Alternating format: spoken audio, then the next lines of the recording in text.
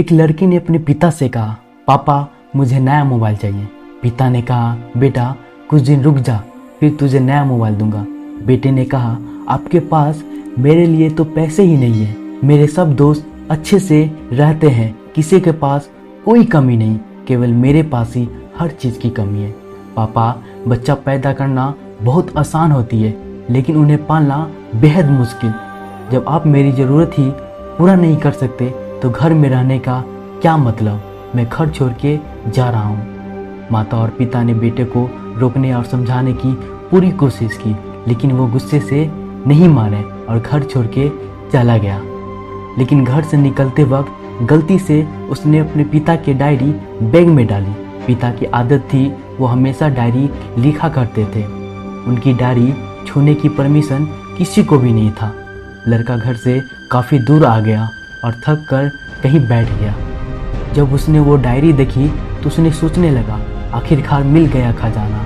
आज पता चल जाएगा मेरे पिताजी ने कहाँ और कितना दौलत छुपा के रखी है, उन्हें किन किन लोगों से पैसे लेने हैं। सारा का सारा लेखा जोखा आज मुझे मिल जाएगा। बेटे को लगा इस डायरी में पिताजी के सारे लेन देन का हिसाब होगा। जैसे ही लड़के ने उस डायरी को पढ़ना शुरू किया, उसकी आंखों में आंसू आ गया। डायरी के शुरुआत पन्नों में बेटे को जो बाइक दिलाई थी उसका हिसाब लिखा था, जिसकी ईएमआई पिताजी अब तक चुका रहे थे, और दूसरे पन्नों में उसके कॉलेज की फीस और एडमिशन का खर्च लिखा था कि इन लोगों को इतने पैसे वापस देने हैं। और सबसे आखिरी पन्नों में लिखा था, बेटे को अब मोबाइल दिलाना है, उसके लिए मुझे कौन कौन कर्ज दे सकता है। उस सभी लोगों का नाम नीचे लिखा हुआ था। बेटे ने जैसे ही सब पढ़ा वो पागलों की तरह रोने लगा और रोते रोते दौड़ता भागता घर चला आया। जैसे ही उसने घर आया उसने देखा कि माता पिता कोने में बैठे रो रहे थे।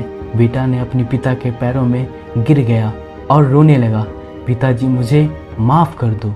पिताजी ने कहा, बेटे तू रो मत, तुझे मोबाइल मिल जाएगा। बेटे ने कहा, पिताजी मुझे आपसे कुछ नहीं चाहिए, मुझे पता चल चुका है आप इस डायरी में हम लोगों से क्या छुपाते थे। मैं अब आपको कोई काम करने नहीं दूंगा, मैं मेहनत करके बड़ा आदमी बनूंगा और सब ठीक कर दूंगा। यह सुनकर पिताजी बेटे को गले लगा लेते हैं। दोस्तों, माँ बाप अपना पूरा जीवन, अपनी पूरी खुशी आपके लिए कुर्बान कर देते हैं, लेकिन कुछ बच्चे को लगता है माँ बाप ने कुछ नहीं किया। कभी आपको अपनी समस्या भले ही नहीं बताए, लेकिन खुद वो कितनी समस्या से गुजर रहे हैं वो आपको कभी नहीं बताएगा, क्योंकि वो कभी आपको टेंशन में नहीं रखना चाहता है। अब आपका फ़र्ज़ बनता है अपने माँ बाप को अच्छी तरह रखना और उन्हें सारी खुशियाँ देना, ताकि वो भी अपने जीवन का बचा हुआ हिस्सा सुख से गुजार सके। यदि आप नींद में सोए हो तो अब जग जाइए और अपना परिवार, अपना करियर पर ध्यान दीजिए, क्योंकि अगर आप माँ बाप के रहते हुए कुछ नहीं कर पाए तो बाद में आप सोने का महल भी बनवा लीजिए, कोई फ़र्क नहीं पड़ने वाला है।